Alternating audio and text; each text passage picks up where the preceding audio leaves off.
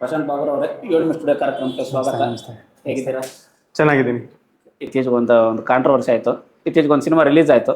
ಆ cinema ಸೋಲಕ್ಕೆ director ಮತ್ತು hero ನೀವೇ ರೀಸನ್ ಅಂದರು. ಅದೆಷ್ಟು ಮಟ್ಟಿಗೆ ಸರಿ? ಅಂದ್ರೆ ನಾನೇ ರೀಸನ್ ಅಂತಲ್ಲ, ಡಿಸ್ಟ್ರಿಬ್ಯೂಟರ್ ರೀಸನ್ ಅಂತ ಅಂದೆ. ಅಂದ್ರೆ ಏನಾಯ್ತು ಅಂದ್ರೆ, ಈಗ ಸಿನಿಮಾ ಮನೆ ಮಾಡಿದ ಸಿನಿಮಾ ತುಂಬಾ ಎಕ್ಸ್ಪೆಕ್ಟೆಡ್ ಸಿನಿಮಾ ನನಗೆ. ಯಾಕಂದ್ರೆ 2 ವರ್ಷದ ಒಂದು ಜರ್ನಿ ಇತ್ತು. ಸೊ ಒಂದು ಕೂಸ್ತಾರ ನಮಗೆ ಒಂದು ಸಿನಿಮಾ ಅಂತಂದ್ರೆ ತುಂಬಾ ಕನಸು ಕಟ್ಕೊಂಡು ನಮ್ಮ ಸಿನಿಮಾ ಚೆನ್ನಾಗಾಗುತ್ತೆ, ನಮ್ಮ ಸಿನಿಮಾ ಏನೋ ಆಗುತ್ತೆ. ಯಾಕಂದ್ರೆ ನಾನು ಡಿಸ್ಟ್ರಿಬ್ಯೂಟರ್ ವರ್ಕ್ ಮಾಡಲ್ಲ ಎಲ್ಲೂ. ನಾನು ಫಸ್ಟ್ ಹೋಗಿ ಟೀಮಾಗಿ ಜಾಯಿನ್ ಆಗ್ತೀನಿ. ಮತ್ತು ಯಾರಿಗೂ ನಾನು ಡಿಸ್ಟ್ರಿಬ್ಯೂಟರ್ ಅಂತ ಅನ್ಸಲ್ಲ, ಯಾರೋ ಡಿಸ್ಟ್ರಿಬ್ಯೂಟರ್ ಅಂತ ಅಂತ ಹೇಳಲ್ಲ, ನಮ್ಮ ಟೀಮ್ ಮೆಂಬರ್ ಅಂತಾನೆ ಅಂತಾರೆ. ನಾನು ಇಲ್ಲೂ ಹಾಗೆ ಇದ್ದೆ. ಬಟ್ ಸಿನಿಮಾ ರಿಲೀಸ್ ಆದ್ಮೇಲೆ ಡಿಸ್ಟ್ರಿಬ್ಯೂಟರ್ ಆಗೋಕ್ಕೆ, ಅಂದರೆ ಅವ್ರಿಗೆ ನಾನು ಡಿಸ್ಟ್ರಿಬ್ಯೂಟರ್ ಥರ ಕಾಣಿಸೋಕ್ಕೆ ಸ್ಟಾರ್ಟ್ ಮಾಡಿದೆ. ಏನಕ್ಕೆ ಅಂತಂದರೆ, ಇಲ್ಲಿ ಈಗ ನಮ್ಮ ಥರದ ಕಂಪ್ನಿ ಏನಪ್ಪ ಅಂತಂದರೆ, ಗಾಂಧಿನಗರದಲ್ಲಿ ಒಂದು ಒಂದು ಹೊಸ ಉದ್ದೇಶದಿಂದ, ಒಂದು ಹೊಸ ಥಾಟ್ಸಿಂದ ಮಾಡಿರೋಂಥ ಕಂಪ್ನಿ. ಬರೀ ಒಬ್ರದೇ ಅಲ್ಲ, ಒಂದಷ್ಟು ಜನ ಫಿಲ್ಮ್ ಮೇಕರ್ಸು, ಈಗ ನಮ್ಮದೇ ಒಂದು ಪ್ಲ್ಯಾಟ್ಫಾರ್ಮ್ ಇರಲಿ ಅಂತ ಹೇಳಿ ಮಾಡಿರೋಂಥ ಒಂದು ಪ್ಲ್ಯಾಟ್ಫಾರ್ಮು. ಈಗ ನಮ್ಮ ಕಂಪ್ನಿ ಈಗ ಒಂದು ಸಿನಿಮಾನ ನಾವು ಪ್ರೆಸೆಂಟ್ ಮಾಡ್ತೀವಿ ಅಂತಂದರೆ ಒಂದು ಸ್ಟ್ರಾಟಜಿ ಅಂತ ಮಾಡ್ತೀವಿ. ಸ್ಟ್ರಾಟಜಿ ಮಾಡಿಬಿಟ್ಟು ಅದಕ್ಕೆ ಎಷ್ಟು ಸ್ಕ್ರೀನ್ಸ್ ಬೇಕು, ಸಿನಿಮಾ ನೋಡಿದಾಗ ಗೊತ್ತಾಗ್ಬಿಡುತ್ತೆ ಎಷ್ಟು ಸ್ಕ್ರೀನ್ಸ್ ಅದಕ್ಕೆ ಕೊಡಿಸ್ಬೇಕು, ಎಷ್ಟು ಸ್ಕ್ರೀನ್ಸ್ ಎಲ್ಲಿ ಹಾಕಿದ್ರೆ ಅದು ವರ್ಕ್ ಆಗುತ್ತೆ. ಇದನ್ನೆಲ್ಲ ಒಂದು ಸೈಂಟಿಫಿಕ್ ಒಂದು ಅಪ್ರೋಚಲ್ಲಿ ನಾವು ಅದನ್ನು ಯೋಚನೆ ಮಾಡಿ ಅದಕ್ಕೆ ಒಂದು ಸ್ಟ್ರಾಟಜಿ ಮಾಡಿರ್ತೀವಿ. ಬಟ್ ಇಲ್ಲಿ ಏನಾಯಿತು, ನಮಗೆ ಸಿನಿಮಾ ರಿಲೀಸ್ ಆದಮೇಲೆ ನಾವು ಅಂದ್ಕೊಂಡಿರೋ ರೆಸ್ಪಾನ್ಸ್ ಬರಲಿಲ್ಲ, ನಮ್ಗೆ ಅಂದ್ಕೊಂಡಿರೋ ರಿಪೋರ್ಟ್ ಬರಲಿಲ್ಲ. ಸೊ ಯಾವಾಗ ನಮ್ಮ ಸಿನಿಮಾ ಆವ್ರೇಜ್ ಆಗುತ್ತೆ, ನಾವು ಇಮಿಡಿಯೇಟ್ಲಿ ಅದನ್ನು ತೊಗೋಬೇಕು, ನಾವು ಡೈಜೆಸ್ಟ್ ಮಾಡ್ಕೊಂಡ್ಬಿಡ್ಬೇಕು. ಆದರೆ ಮೊದಲನೇ ದಿನನೇ ಎಲ್ಲ ಕಡೆ 80% ಥಿಯೇಟ್ರುಗಳಲ್ಲಿ ನಮ್ಗೆ ಯಾರೂ ಒಬ್ಬ ಆಡಿಯನ್ಸು ಬಂದಿಲ್ಲ ಅಂತ ಅಂದಾಗ ಹತಾಶೆ ಬೇರೆ ಥರ ಅದು ಟರ್ನ್ ಆಗಿದೆ. ಮತ್ತು ಈ ಥರ ಒಂದು ಹೊಸ ಕಂಪ್ನಿ ಡಿಸ್ಟ್ರಿಬ್ಯೂಟ್ ಮಾಡ್ತಿದೆ. ಈಗ ನಮ್ಮದು 22 ಸಿನಿಮಾ ಆಯಿತು, ಇನ್ನೂ 1 ವರ್ಷನೂ ಆಗಿಲ್ಲ ನಾವು ಕಂಪ್ನಿ ಮಾಡಿ. 22 ಸಿನಿಮಾ ಆಗಲೇ ಡಿಸ್ಟ್ರಿಬ್ಯೂಟ್ ಮಾಡ್ತಾ ಇದ್ದೀವಿ ನಾವು ಈ ಮಂತ್ ಎಂಡಿಗೆ. ಸೊ ಅದು ಎಲ್ಲೋ ಒಂದು ಕಡೆ ಬೇರೆ ಸಣ್ಣ ಸ್ಕೇಲಲ್ಲಿ ಮಾಡೋ ಡಿಸ್ಟ್ರಿಬ್ಯೂಟರ್ಸ್ಗೆ ಎಲ್ಲೋ ಒಂದು ಕಡೆ ಇನ್ಸೆಕ್ಯೂರಿಟಿ ಉಂಟಾಗಿರ್ಬೋದು. ಅವರು ಇವ್ರಿಗೆ ಬೇರೆ ಥರ ಫೀಡ್ ಮಾಡಿದ್ದಾರೆ, ನಮ್ಮ ಹತ್ರ ಬಂದಿದೆ ನಿಮ್ಮ ಸಿನಿಮಾ ಹಂಗಾಗ್ಬಿಡುತ್ತೆ, ಹಿಂಗಾಗ್ಬಿಡುತ್ತೆ, ಹಂಗೆ ಅಂತ. ಮತ್ತು ಅದು ಎಲ್ಲೋ ಒಂದು ಕಡೆ ನಮ್ಮ ಸಿನಿಮಾ ಸೋತಾಗ ಯಾರೋ ಒಬ್ಬರ ಮೇಲೆ ಅದನ್ನು ನಾವು ಹಾಕಲೇಬೇಕು. ಕೊನೆಗೆ ಉಳ್ಕೊಳೋದೇ ಡಿಸ್ಟ್ರಿಬ್ಯೂಟ್ರು. ಸೊ ಅವನ ಮೇಲೆ ಹಾಕ್ಬೇಕು, ಇನ್ಯಾರೂ ಇರೋದಿಲ್ಲ. ಈಗ ಮಕ್ಕ ನೋಡ್ಕೊಳೋದು ಪ್ರೊಡ್ಯೂಸರು ಮತ್ತು ಡಿಸ್ಟ್ರಿಬ್ಯೂಟ್ರು, ಇಲ್ಲ ಹೀರೋ ಮತ್ತು ಡಿಸ್ಟ್ರಿಬ್ಯೂಟ್ರು, ಇಲ್ಲ ಡೈರೆಕ್ಟರ್ ಮತ್ತು ಡಿಸ್ಟ್ರಿಬ್ಯೂಟ್ರು. ಒಂದು ನಮ್ಮ ಮೇಲೆ ನಾವು ಯಾವತ್ತೂ ನಾವು ತಪ್ಪು ಮಾಡಿದ್ವಿ ಅಂತ ನಾವು ಹಾಕೋಣಕ್ಕೆ ಆಗಲ್ಲ. ಈಗ ಎದುರುಗಡೆ ಇರೋರ ಮೇಲೆ ಹಾಕಬೇಕು. ಅವ್ನು ಎಷ್ಟೇ ಫ್ರೆಂಡ್ ಆಗಿರಲಿ, ಎಷ್ಟೇ ಅವ್ನು ಕ್ಲೋಸ್ ಆಗಿರಲಿ, ಅದು ಮಾನವ ಸಹಜ ಗುಣ. ಅದು ನಾನು ತಪ್ಪಂತ ಹೇಳಲ್ಲ. ಆದರೆ ಇಲ್ಲಿ ನಾನಿವತ್ತು ಯಾರನ್ನೋ ಬ್ಲೇಮ್ ಮಾಡೋದಕ್ಕಾಗಲಿ ಡಿಫೇಮ್ ಮಾಡೋಕ್ಕಾಗಲಿ ನಾನು ಇಲ್ಲಿಗೆ ಬಂದು ಕೂತ್ಕೊಂಡಿಲ್ಲ. ಈ ಮನಸ್ಥಿತಿ ಇರಬಾರ್ದು, ಇದು ಈ ಥರ ಆಗಬಾರ್ದು, ಇನ್ನೊಬ್ಬರು ಹೊಣೆ ಮಾಡಬಾರ್ದು. ಸಿನಿಮಾ ಸೋತಾಗ ಅದನ್ನು ನಾನು ಖಂಡಿಸ್ತೀನಿ ಅಂತ ಘಂಟಾಘೋಷವಾಗಿ ಹೇಳೋಕ್ಕೆ ನಾನು ಬಂದಿದ್ದೀನಿ ಅಷ್ಟೇ. ಯಾಕಂದರೆ 50 ಥಿಯೇಟರ್ಸ್, 50 ಸ್ಕ್ರೀನ್ಸಲ್ಲಿ ನಾವು ಈ ಸಿನಿಮಾನ ರಿಲೀಸ್ ಮಾಡಿದ್ವಿ. ಒಬ್ಬ ಹೀರೋಗೆ, ಒಬ್ಬ ಆ್ಯಕ್ಟರ್ಗೆ, ಒಬ್ಬ ಡೈರೆಕ್ಟರ್ಗೆ 50 ಸ್ಕ್ರೀನ್ಸ್ ಬೇಕಾಗಿಲ್ಲ ಅವ್ನು ಪ್ರೂವ್ ಮಾಡ್ಕೊಳೋದಕ್ಕೆ. 1 ಸ್ಕ್ರೀನ್ ಇದ್ರೂ ಸಾಕು. ಒಂದು ಒಳ್ಳೆ ಸಿನಿಮಾ ಅಂತ ಅಂದಾಗ ತಾನೇ ಸ್ಪ್ರೆಡ್ ಆಗುತ್ತೆ. ಸೂಪರ್ ಹಿಟ್ ಆಗಿದ್ದಾರೆ ಆಯ್ತಾ. ನಿಮ್ಗೆ ಸ್ಟಾರ್ಟಿಂಗಿಂದ ನಾನು ವಿಟ್ನೆಸ್ ಮಾಡಿರೋ ಹಾಗೆ ರಾಮರೇ ಸಿನಿಮಾ ಇಂದ ಹಿಡಿದು ಮೊನ್ನೆ ಬಂದಿರೋ ಸೂಫ್ರಮ್ ಸೋ ತನಕ ಯಾರು ದೊಡ್ಡದಾಗಿ ರಿಲೀಸ್ ಮಾಡಲಿಲ್ಲ, ಸಣ್ಣದಾಗಿ ಮಾಡಿ ಅದು ಲವ್ ಮಾಕ್ಟೈಲ್ ಇರ್ಬೋದು, ಬ್ಲಿಂಕ್ ಥರದ ಸಿನಿಮಾ ಇರ್ಬೋದು, ಸುಮಾರು ಸಿನಿಮಾ ಆಗಿದೆ, ಶಾಕಾಹಾರಿ ಥರದ ಸಿನಿಮಾ. ಸ್ಕ್ರೀನ್ಸ್ ಮುಖ್ಯ ಆಗಲೇ ಇಲ್ಲ, ಟೈಮಿಂಗ್ಸ್ ಮುಖ್ಯ ಆಗಲೇ ಇಲ್ಲ. ತುಂಬ ಲಿಮಿಟೆಡ್ ಸ್ಕ್ರೀನ್ ಸಿಕ್ಕರೂ ಅವರು ಜನ್ರೇಟ್ ಮಾಡ್ಕೊಂಡ್ರು. ಯಾಕಂದರೆ ಗೊತ್ತಾಯ್ತು ಅವರಿಗೆ ನಮ್ಮ ಕಾಂಟೆಂಟ್ ಏನಿದೆ, ರೆಸ್ಪಾನ್ಸು, ಅದ್ರ ತಾಕತ್ತೇನು ಅಂತ. ಅದನ್ನು ನೀಟಾಗಿ ಜನಗಳಿಗೆ ತಲುಪಿಸಿದ್ರು, ಜನಗಳು ಬಂದು ಸಿನಿಮಾ ನೋಡಿದ್ರು. ಬಟ್ ಯಾವಾಗ ನಮಗೆ ಆ ರಿಪೋರ್ಟ್ ಬರಲ್ವ, ನೀವು 150 ಸ್ಕ್ರೀನ್ಸ್ ಹಾಕಿದ್ರು ಅದು ಆಗಲ್ಲ, ಅದು ವರ್ಕೌಟ್ ಆಗಲ್ಲ. ಮತ್ತು ಮೊದಲನೇ ದಿನ ಸಿನಿಮಾ ಬಂದ್ರೇ ಇವತ್ತು ಥಿಯೇಟ್ರವರು ಮತ್ತು ಮಲ್ಟಿಪ್ಲೆಕ್ಸ್ ಅವರು ನಾಳೆಗೆ ಅದನ್ನು ಶೋ ಕಂಟಿನ್ಯೂ ಮಾಡೋವಂಥ ಸ್ಥಿತಿ. ಈಗ ಯಾವಾಗ ನಮ್ಮ ಸಿನಿಮಾ ಹಾಕಿ ಅವ್ರಿಗೆ ಲಾಸ್ ಆಗುತ್ತೆ, ಅವರು ಸಿನಿಮಾ ಇಟ್ಕೊಳಲ್ಲ. ಆದರೂ ಕೂಡ ನನಗೆ ಎಕ್ಸ್ಟ್ರಾ ಸ್ಕ್ರೀನ್ಸ್ ಬೇಕು, ನನಗೆ ಎಕ್ಸ್ಟ್ರಾ ಇದು ಬೇಕು. ಬೆಂಗಳೂರಿನಲ್ಲಿ ಬೆಳಗ್ಗೆ 11 ಗಂಟೆಯಿಂದ ರಾತ್ರಿ 7 ಗಂಟೆ ತನಕ ಶೋಸ್ ಇದೆ ನಮಗೆ. ಸಿಂಗಲ್ ಸ್ಕ್ರೀನ್ಸ್ ಇದೆ, ಮಲ್ಟಿಪ್ಲೆಕ್ಸ್ ಇದೆ, ಒಳ್ಳೊಳ್ಳೆ ಸೆಂಟರ್ಸೇ ಇದೆ. ಸೊ ಆದರೂ ಕೂಡ ನನಗೆ ಇನ್ನೂ ಅದೆಲ್ಲ ಝೀರೋ ಆಗಿದೆ. ಫಸ್ಟ್ ಡೇ ನಮಗೆ ನೋಡಿ, ಗೋಪಾಲನ್ ಆರ್ಚು, ಐನಾಕ್ಸ್ ಸೆಂಟ್ರಲ್ ಆಯಿತಾ, GT ಮಾಲ್, ಸುಂಕದಕಟ್ಟೆ ಮಿರಾಜ್, ಇಷ್ಟು ಬಿಟ್ಟರೆ ಇನ್ನೆಲ್ಲೂ ಕಲೆಕ್ಷನ್ ಓಪನ್ ಆಗಿಲ್ಲ. ಸಿಂಗಲ್ ಸ್ಕ್ರೀನ್ ಅಂತ ಬಂದರೆ ಅನುಪಮ, ನಾವು ಫಸ್ಟ್ ಶೋ ಮಾಡ್ಕೊತೀವಿ. ಸೊ ನಮ್ಮವರೆಲ್ಲ ಬರ್ತಾರೆ, ವಿಶ್ ಮಾಡ್ತಾರೆ, ಹೋಗ್ತಾರೆ. ಮತ್ತು ಅದಾದಮೇಲೆ ಯಾವುದು ನಮಗೆ ಅದು ಕನ್ವರ್ಟ್ ಆಗಲಿಲ್ಲ. ಸೊ ಆ ಹತಾಶೆಯಿಂದ ಡಿಸ್ಟ್ರಿಬ್ಯೂಟ್ರಿಂದ ಈ ಸಿನಿಮಾ ಹೋಯ್ತು ಅನ್ನೋದನ್ನು ನಾನು ಒಪ್ಪೋದಿಲ್ಲ, ಅದನ್ನು ನಾನು ಖಂಡಿಸ್ತೀನಿ. ಸೊ ಇಷ್ಟು ನಂದು ಸ್ಟೇಟ್ಮೆಂಟು. ಓಕೆ, ಈ ಥರದ್ದು ಒಂದಷ್ಟೆಲ್ಲ ಏನದು ಕಾಂಟ್ರವರ್ಸಿ ಅಥವಾ ಸ್ಟೇಟ್ಮೆಂಟ್ಗಳೆಲ್ಲ ಆಲ್ಮೋಸ್ಟ್ ಹೊಸಬರಿಂದನೇ ಬರುತ್ತೆ. ಅಂದರೆ ಹಳಬ್ರು ಬರ್ತವೆ, ತೀರಾ ಜಾಸ್ತಿ ಹೊಸಬ್ರು ಬರ್ತವೆ. ಅದಕ್ಕೆ ರೀಸನ್ ಏನು ಹೇಳ್ತೀರಾ? ಹೊಸಬ್ರಿಂದನೇ ಯಾಕೆ ಬರುತ್ತೆ ಅಂತಂದ್ರೆ, ನನಗೆ ತುಂಬಾ ಖೇದಕರವಾದ ಸಂಗತಿ ಏನಪ್ಪ ನನ್ನ ಮನಸ್ಸಲ್ಲಿ ಇರೋದು ಅಂತಂದ್ರೆ, ನಮಗೆ ಇತ್ತೀಚೆಗೆ ಬರ್ತಿರೋ ಸಿನಿಮಾ ಕ್ವಾಲಿಟಿ ತುಂಬಾ ಕಡಿಮೆ ಆಗಿದೆ. ನಾವು ಅದನ್ನ ಅಕ್ಸೆಪ್ಟ್ ಮಾಡ್ತಾ ಇಲ್ಲ. ಹೊಸ ಫಿಲ್ಮ್ ಮೇಕರ್ಸ್ ಅದನ್ನ ಅಕ್ಸೆಪ್ಟೇ ಮಾಡಲ್ಲ. ಹೌದು, ನಮ್ಮ ಸಿನಿಮಾ ನಮಗೆ ಬಾಹುಬಲಿನೇ, ಆದ್ರೆ ನೋಡೋರ್ಗೆ ನಮ್ಮ ಸಿನಿಮಾದ ಏನಿರುತ್ತೆ ರಿಪೋರ್ಟ್ ಅಷ್ಟೇ ಅವ್ನು ನೋಡ್ತಾನೆ, ಅವ್ನು ಪ್ರಾಕ್ಟಿಕಲ್ ಆಗಿ ನೋಡ್ತಾನೆ. ಮತ್ತೆ ನಾವು ಅದನ್ನ ಆ ಒಂದು ಆಳಾಗ್ಲನ್ನ ನಾವು ಅಳಿಬೇಕು. ನಮ್ಮ ಸಿನಿಮಾದ ಏನಿದೆ, ಅದ್ರದ್ದು ಮೈನಸ್ ಪಾಯಿಂಟ್ ಏನಿದೆ, ಪ್ಲಸ್ ಪಾಯಿಂಟ್ ಏನಿದೆ, ನಾವು ಏನು ಸ್ಟ್ರಾಟಜಿ ಮಾಡ್ಕೊಂಡಿದೀವಿ, ಎಷ್ಟು ಮಟ್ಟಿಗೆ ವರ್ಕ್ ಮಾಡಿದೀವಿ ಅಂತ. ಕರ್ನಾಟಕ ತುಂಬಾ ದೊಡ್ಡದು. ನೀವು ಕರ್ನಾಟಕದಲ್ಲಿರೋ ಎಲ್ಲಾ ಜನಗಳಿಗೂ ಅರ್ಥ ಮಾಡಿಸಿ ನಮ್ಮ ಸಿನಿಮಾ ಹಿಂಗಿದೆ, ಬರ್ತಾ ಇದೆ ಅಂತ ನೀವು ಪ್ರಮೋಟ್ ಮಾಡಕ್ಕೆ ಮಿನಿಮಮ್ ಅಂದ್ರೂ 1.5 ಕೋಟಿನಾರು ಖರ್ಚು ಮಾಡಲೇಬೇಕು.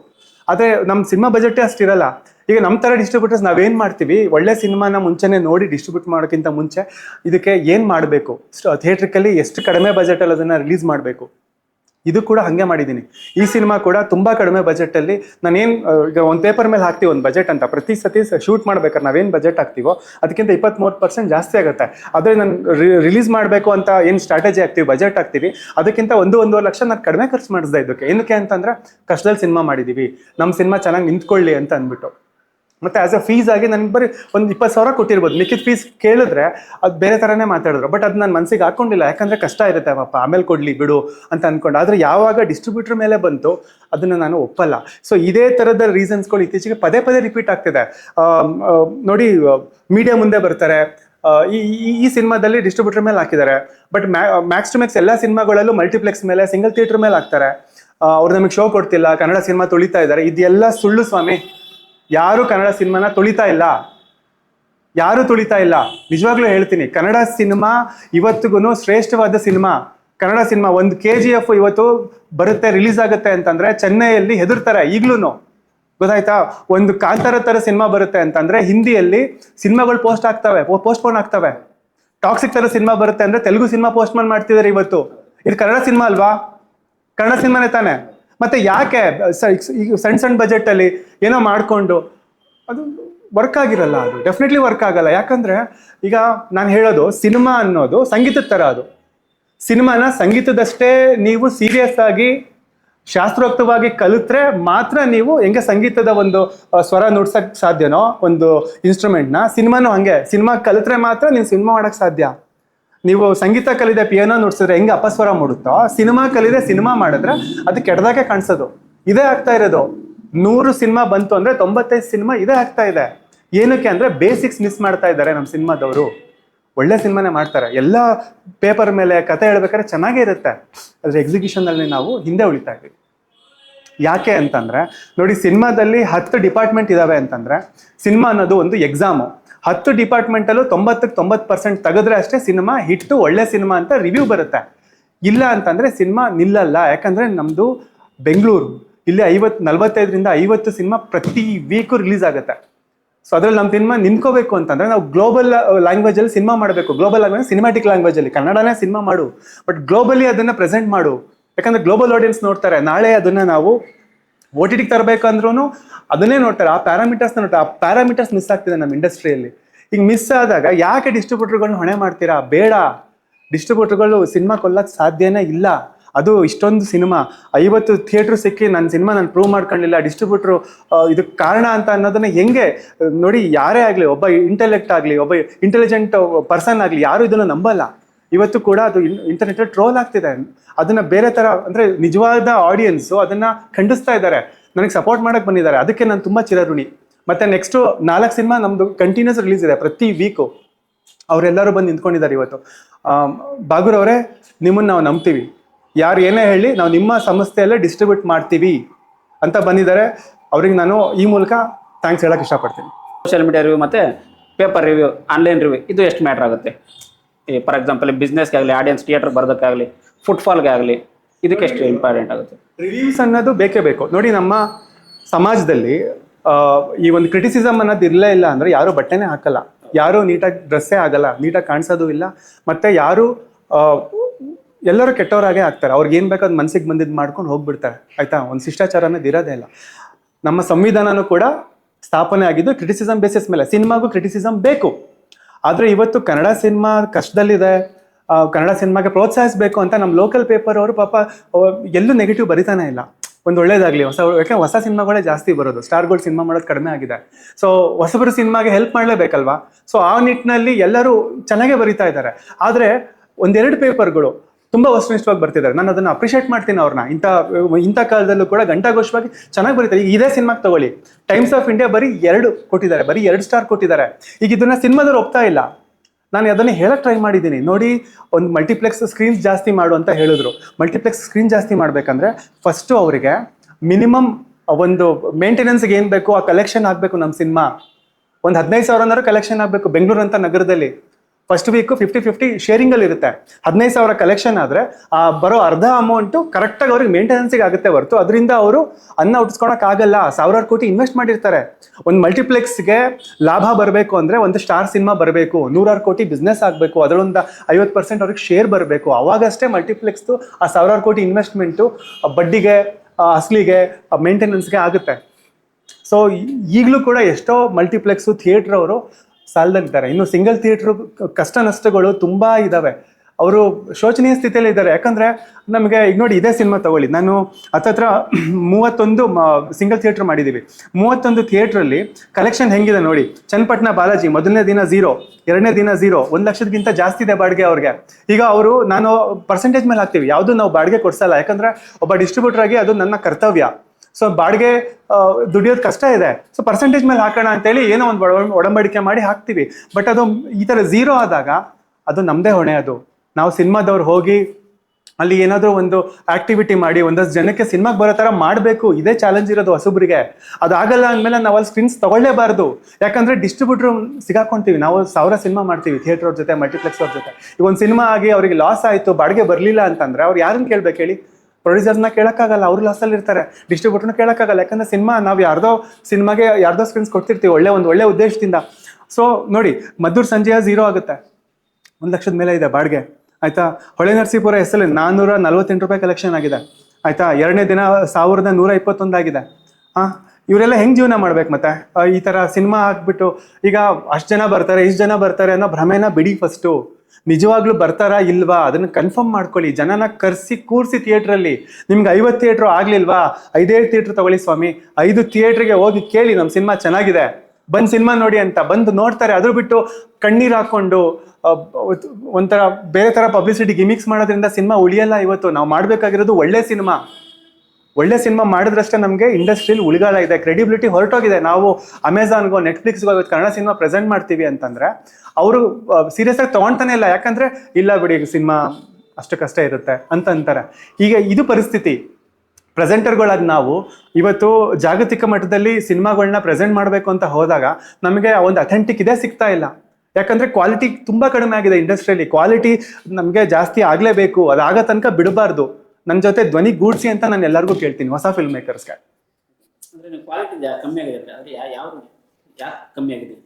ನೋಡಿ ಕ್ವಾಲಿಟಿ ನೋಡಿ, ನಾನು ಹೇಳಿದ್ನಲ್ಲ, ಈಗ ಸಿನಿಮಾ ಅನ್ನೋದೊಂದು ಎಕ್ಸಾಮು. ಇಲ್ಲ 10 ಡಿಪಾರ್ಟ್ಮೆಂಟ್ ಇದಾವೆ ಅಂತಂದ್ರೆ 10 ಡಿಪಾರ್ಟ್ಮೆಂಟು 90% ಬರಬೇಕು. ಹೆಂಗೆ ಅಂತ ಹೇಳ್ತೀನಿ ಕೇಳಿ. ಫಸ್ಟ್ ಮಿಸ್ ಓಡಿಸೋದೆ ಸ್ಕ್ರಿಪ್ಟು. ರೈಟರ್ಸ್ಗೆ ಪೇ ಮಾಡಲ್ಲ ನಮ್ಮ ಪ್ರೊಡ್ಯೂಸರ್ಸು. ಪಾಪ ಪ್ರೊಡ್ಯೂಸರ್ಸಿಗೆ ಪೇ ಮಾಡಬೇಕು ಅಂತ ಇರಲ್ಲ. ಪೇ ಮಾಡಿಸೋರು ಮಾಡಿಸೋದಿಲ್ಲ. ಯಾಕಂದ್ರೆ ಅವ್ರಿಗೆ ಗೊತ್ತಿರಲ್ಲ ರೈಟಿಂಗ್ದು ಮಹತ್ವ ಏನು ಅಂತ. ಎಲ್ಲ ನಾನೇ ಮಾಡ್ತೀನಿ, ಡೈಲಾಗ್ಸು ನಾನೇ ಬರಿತೀನಿ, ಸ್ಟೋರಿನೂ ನಾನೇ ಬರಿತೀನಿ ಅಂತಾರೆ. ಫಸ್ಟು ಅದಕ್ಕೊಂದು ಬಜೆಟ್ ಇಡಬೇಕು. ರೈಟರ್ಸ್ಗೆ ಒಂದು ಒಳ್ಳೆ ವ್ಯಾಲ್ಯೂ ಕೊಡಬೇಕು. ಎಲ್ಲೆಲ್ಲಿ ವ್ಯಾಲ್ಯೂ ಕೊಟ್ಟಿದ್ದಾರೋ ಇವತ್ತಿಗೂ ಕೂಡ ಮಲಯಾಳಂ ಸಿನಿಮಾ ಆಗಲಿ, ತಮಿಳ್ ಸಿನಿಮಾ ಆಗಲಿ, ತೆಲುಗು ಸಿನಿಮಾ ಆಗಲಿ, ಯಾಕೆ ಕಾಂಟೆಂಟ್ ವೈಸ್ ಸ್ಟ್ರಾಂಗಾಗಿ ಕಾಣಿಸ್ತವೆ ಅಂದರೆ ರೈಟಿಂಗ್ ತುಂಬ ಸ್ಟ್ರಾಂಗ್ ಆಗಿರುತ್ತೆ. ಮತ್ತು ನಮ್ಮ ಸಿನಿಮಾ ಪ್ಲ್ಯಾನಿಂಗು ಮಿಸ್ ಹೊಡಿಯುತ್ತೆ. ಯಾಕೆ ಅಂತಂದರೆ ಡೈರೆಕ್ಷನ್ ಡಿಪಾರ್ಟ್ಮೆಂಟ್ಗೆ ಪೇನೇ ಮಾಡಲ್ಲ ನಮ್ಮ ಇಂಡಸ್ಟ್ರಿಯಲ್ಲಿ. ನೋಡಿ, ಎಲ್ಲರೂ ಅಂತ ನಾನು ಹೇಳಲ್ಲ, ಕೆಲವ್ರು ಇದ್ದಾರೆ ಪಾಪ ಕರೆಕ್ಟಾಗಿ ಅವ್ರಿಗೆ ಅರ್ಥ ಆಗಿದೆ. ಒಂದು ಅಂತಃಕರಣದಿಂದ ರೈಟರ್ಸ್ಗೆ, ಡೈರೆಕ್ಷನ್ ಡಿಪಾರ್ಟ್ಮೆಂಟ್ಗೆ ಒಳ್ಳೆ ಟೆಕ್ನಿಷಿಯನ್ಸ್ನ ಹೈರ್ ಮಾಡ್ತಾರೆ, ಒಳ್ಳೆ ಆರ್ಟಿಸ್ಟ್ನ ಹೈರ್ ಮಾಡ್ತಾರೆ. ಆದರೆ ನಾನು ಹೇಳಿದ್ನಲ್ಲ 195 ಸಿನಿಮಾ ಅನ್ಪ್ರೊಫೆಷನಲ್ ಆಗಿರುತ್ತೆ ಅಂತ. ನಾನು ಅವ್ರಿಗೆ ಮಾತ್ರ ನಾನು ಇದನ್ನು ಅನ್ವಯಿಸೋಕ್ಕೆ ಇಷ್ಟಪಡ್ತೀನಿ. ಲಾಜಿಕ್ ಹೆಂಗೆ ಮಿಸ್ ಆಗುತ್ತೆ ಗೊತ್ತಾ? ನೀವು ಒಬ್ಬ ಒಳ್ಳೆ ಕೋಡೈರೆಕ್ಟರ್ನ ಹೈರ್ ಮಾಡಬೇಕು. ಒಂದು 10-15 ಸಿನಿಮಾನ ವರ್ಕ್ ಮಾಡಿರ್ತಾನೆ. ಅವನಿಗೆ ಗೊತ್ತಿರುತ್ತೆ ಶೂಟಿಂಗ್ ಹೆಂಗೆ ನಡೆಯುತ್ತೆ, ಏನು ಮಾಡಬೇಕು, ಪ್ಲಾನಿಂಗ್ ಹೆಂಗೆ ಮಾಡಬೇಕು, ಬಜೆಟ್ ಹೆಂಗೆ ಉಳಿಸ್ಬೇಕು ಅಂತ. ಆದರೆ ಅವ್ರಿಗೆ ಪೇ ಮಾಡಲ್ಲ ನಮ್ಮ ಸಿನಿಮಾ ತಂಡದವರು. ಕೆಲವರು ಅವನೇನು ಮಾಡ್ತಾನೆ, ಹೋಗ್ತಾನೆ ಬೇರೆ ಯಾವುದೋ ಸಿನಿಮಾಗೆ, ದೊಡ್ಡ ಸಿನಿಮಾಗೆ ಹೋಗ್ತಾನೆ. ಇವ್ರ ಕತೆ ಏನಾಗುತ್ತೆ, 21 ದಿನ ಸ್ಕೆಡ್ಯೂಲ್ ಆಗ್ತಾರೆ. ಹೋದ್ರಲ್ಲಿ 45 ದಿನ ಶೂಟಿಂಗ್ ಆಗುತ್ತೆ. ಏನು ಕೇಳಿ ಪ್ಲಾನಿಂಗ್ ಇರಲ್ಲ. ಯಾವಾಗ ಏನು ಮಾಡ್ಬೇಕು, ಏನು ಮಾಡಬಾರ್ದು ಅಂತ ಹೇಳಕ್ ಒಬ್ರು ಇರಲ್ಲ. ಮತ್ತೆ ಡೈರೆಕ್ಷನ್ ಡಿಪಾರ್ಟ್ಮೆಂಟ್ ಅಂತ ತಗೊಂಡ್ರೆ ಅವ್ರಿಗೂ ಪೇ ಮಾಡಲ್ಲ, ಅವರು ಒಬ್ಬರೋ ಇಬ್ಬರೋ ಇರ್ತಾರೆ, ಓವರ್ಲೋಡ್ ಆಗುತ್ತೆ. ಸೊ ಒಂದು ಡಬಲ್ ಆಗುತ್ತೆ ಕಾಸ್ಟ್ ಶೀಟ್. ಅಂದರೆ ಇವ್ರು ಏನು ಇನ್ವೆಸ್ಟ್ ಮಾಡ್ತಾರಲ್ಲ 10-20 ಲಕ್ಷ ಪೋಲ್ ಮಾಡ್ತಾರಲ್ಲ, ಅದರಲ್ಲಿ ಒಂದು 3% ಹಾಕಿದ್ರು ಒಬ್ಬ ಕೋಡೈರೆಕ್ಟರ್ ಬಂದ್ಬಿಡ್ತಾನೆ. ಅದರ ಅರ್ಥನೇ ಮಾಡ್ಕೊಂಡಿಲ್ಲ ನಮ್ಮ ಇಂಡಸ್ಟ್ರಿ ಅವರು. ಮತ್ತೆ ಒಳ್ಳೆ ಆರ್ಟಿಸ್ಟ್ಗಳನ್ನ ನಾವು ಕಾಸ್ಟ್ ಮಾಡಬೇಕು. ನೋಡಿ, ಸಿನಿಮಾ ಫಸ್ಟು ಬಿಸ್ನೆಸ್ ಆಗಬೇಕು ಅಂದರೆ ಒಳ್ಳೆ ಕಾಸ್ಟ್ ಇರಬೇಕು ಸಿನಿಮಾಗೆ. ಬರೀ ಹೊಸಬ್ರೇ ಇದ್ದಾರೆ ಅಂತ ಅಂದಾಗ ನಿಮಗೆ ಮಲ್ಟಿಪ್ಲೆಕ್ಸ್ ಅವರು ಸೀರಿಯಸ್ ಆಗಿ ತೊಗೊಳಲ್ಲ, ಸಿಂಗಲ್ ಥಿಯೇಟ್ರು, ಯಾಕಂದ್ರೆ ಅವ್ರಿಗೆ ಬಿಸ್ನೆಸ್ ಆಗಲ್ಲ ಸ್ವಾಮಿ. ಈಗ ನಾವು ಆದರೂ ಕೂಡ ನಾವು ಏನೋ ಸ್ಟ್ರಾಟಜಿ ಮಾಡಿ 50 ಸ್ಕ್ರೀನ್ಸ್ ಕೊಡ್ಸಿದೀವಿ ಅಂತಂದ್ರೆ ಇದೊಂದು ಎಫರ್ಟ್. ಈ ಎಫರ್ಟ್ನ ಅಪ್ರಿಷಿಯೇಟ್ ಮಾಡಿ ಅಂತ ಹೇಳ್ತೀನಿ ನಾನು ಗ್ರೇಟ್ ಅಂತ ಹೇಳಲ್ಲ. ನೋಡಿ, ಒಳ್ಳೆ ಡಿಸ್ಟ್ರಿಬ್ಯೂಟರ್ ಆಗೋಕ್ಕಾಗುತ್ತೋ ಇಲ್ವೋ, ನಾನು ಅತ್ಯಂತ ಕಡಿಮೆ ಕೆಟ್ಟ ಡಿಸ್ಟ್ರಿಬ್ಯೂಟರ್ ಅಂತ ಅನ್ಸ್ಕೊಂಡ್ರೆ ಸಾಕು. ನನಗೆ ಅಷ್ಟೇ ಸಾಧನೆ ಅಂತ ಅನ್ಕೊಂಡು ನಾನು ಸುಮ್ಮನೆ ಆಗ್ತೀನಿ. ಯಾಕಂದ್ರೆ ನಾಳೆ ನಾನು ಸಿನಿಮಾ ಮಾಡಬೇಕು, ನಾನು ಪ್ರೊಡಕ್ಷನ್ ಮಾಡಬೇಕು, ನಾನು ಅದಕ್ಕೋಸ್ಕರನೇ ಬಂದಿರೋದು. ಈ ಬೇಸಿಕ್ ಥಿಂಗ್ಸ್ ಏನಿದೆ, ಸೊ ಅದನ್ನ ನಾನು ಫಸ್ಟು ಫಾಲೋ ಮಾಡಿ ಅಂತ ಹೇಳ್ತೀನಿ. ಯಾರೋ ಕಡಿಮೆ ರೇಟಿಗೆ ಬರ್ತಾನೆ ಅಂತ ಅನ್ಪ್ರೊಫೆಷನಲ್ ಆಕ್ಟರ್ಸ್ನ ತಗೊಳ್ತಾರೆ. ಸೊ 10 ದಿನ ಇರೋದು 15 ದಿನ ಆಗುತ್ತೆ, ಯಾಕಂದ್ರೆ ಅವ್ನು ಸೈಕಲ್ ಹೊಡಿತಾನೆ. ಅದೇ ನೀನು ಒಬ್ಬ ಆರ್ಟಿಸ್ಟ್ಗೆ ಒಂದು 20,000 30,000 ದಿನಕ್ಕೆ ಕೊಟ್ಟು ಕರ್ಕೊಂಬಂದ್ರೆ ಅವನು 3 ದಿನ ಉಳಿಸ್ತಾನೆ ನಿಂದು ಶೂಟಿಂಗ್ ಬಜೆಟ್ನ. ಈ ಸಿಂಪಲ್ ಲಾಜಿಕ್ ಯಾಕೆ ಅರ್ಥ ಆಗ್ತಿಲ್ಲ ನಿಮಗೆ? ಹೊಸ ಫಿಲ್ಮ್ ಮೇಕರ್ಸ್ ಯಾಕೆ ಅರ್ಥ ಆಗ್ತಿಲ್ಲ? ಅಟ್ಲೀಸ್ಟ್ ಯಾರೋ ಒಬ್ಬ ಲೈನ್ ಪ್ರೊಡಕ್ಷನ್ ಅವ್ರನ್ನೋ ಅಥವಾ ಯಾರೋ ಒಬ್ಬ ಎಕ್ಸ್ಪೀರಿಯನ್ಸ್ಡ್ ಪರ್ಸನ್ ತಂದು ಕೂರಿಸ್ಕೊಳ್ಳಿ, ಅವ್ರ ಗೈಡ್ಲೈನ್ಸ್ ತಗೊಳ್ಳಿ. ಇವತ್ತಿಗೂ ನಾನು ಡಿಸ್ಟ್ರಿಬ್ಯೂಟ್ ಮಾಡಿರೋ ಎಷ್ಟೋ ಸಿನಿಮಾಗಳು ವಾಪಸ್ ಬಂದ್ಬಿಟ್ಟು ನನ್ನನ್ನು ಲೈನ್ ಪ್ರೊಡಕ್ಷನ್ ಕೇಳ್ತಿದ್ದಾರೆ.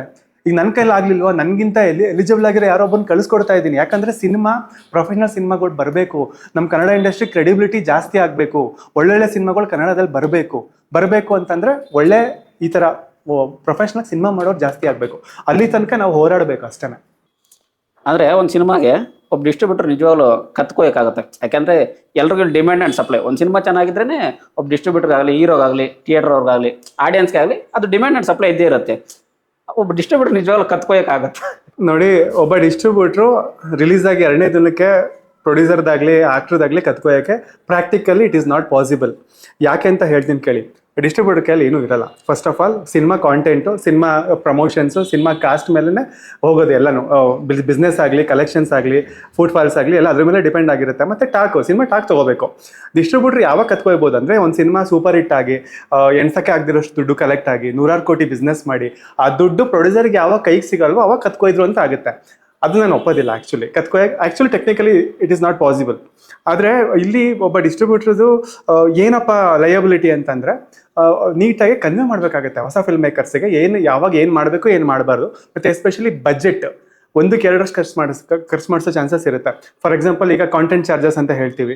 ಕಾಂಟೆಂಟ್ ಚಾರ್ಜಸ್ನ ಅವ್ರಿಗೆ ಬಿಲ್ಲಿಂಗ್ ಮಾಡ್ಕೊಂಡು ಎಕ್ಸ್ಟ್ರಾ ಕಟ್ಸ್ಬಿಟ್ಟು ಇನ್ನು ಮಿಕ್ಕಿದ ಅಮೌಂಟ್ನ ಅವರು ಯಾವುದು ಬ್ಯಾಲೆನ್ಸ್ ಉಳಿದಿರುತ್ತೆ ಅದು ಅವರೇ ಯೂಟಿಲೈಸ್ ಮಾಡ್ಕೊತಾರೆ. ಸೊ ಈ ಥರದ್ದೆಲ್ಲ ಒಂದಷ್ಟು ಗಾಂಧಿನಗರದಲ್ಲಿ ಆಗ್ತಾ ಇದ್ದಾವೆ ಅಂತ ಕೇಳ್ಪಟ್ಟಿದ್ದೆ, ಆಯಿತಾ. ಸೊ ಬಟ್ ಈ ಥರ ಕತ್ಕೊಯೋಕ್ಕಾಗಲ್ಲ. ಅದರಿಂದ ಕತ್ಕೊಯೋದಂದ್ರೆ ಅದೇ, ಸೊ ಸಿನಿಮಾ ಸೂಪರ್ ಹಿಟ್ ಆಗಬೇಕು, ಎಣ್ಸ್ಕಣಂಗೆ ಆಗ್ತಿರೋಷ್ಟು ಅಮೌಂಟ್ ಬರಬೇಕು. ಆ ಅಮೌಂಟ್ ಏನಾದರೂ ಡಿಸ್ಟ್ರಿಬ್ಯೂಟರ್ ಪ್ರೊಡ್ಯೂಸರ್ ಕೈಗೆ ಸೇರಿಸಲಿಲ್ಲ ಅಂದರೆ ಅವಾಗ ಮಾತ್ರ ಕತ್ಕೊಯೋಕ್ಕಾಗೋದು. ಅದು ಬಿಟ್ಟರೆ ಡಿಸ್ಟ್ರಿಬ್ಯೂಟರ್ ಕೈಯಲ್ಲಿ ಏನೂ ಇಲ್ಲ, ಖಂಡಿತ ಏನೂ ಇಲ್ಲ. ಇವಾಗ ನಾನೊಬ್ಬ ಸಾಮಾನ್ಯ ಪ್ರೇಕ್ಷಕರಾಗಿ ನಾನು 150-200 ರೂಪಾಯಿ ಕೊಟ್ಟು ಟಿಕೆಟ್ ತಗೊಂತೀನಿ.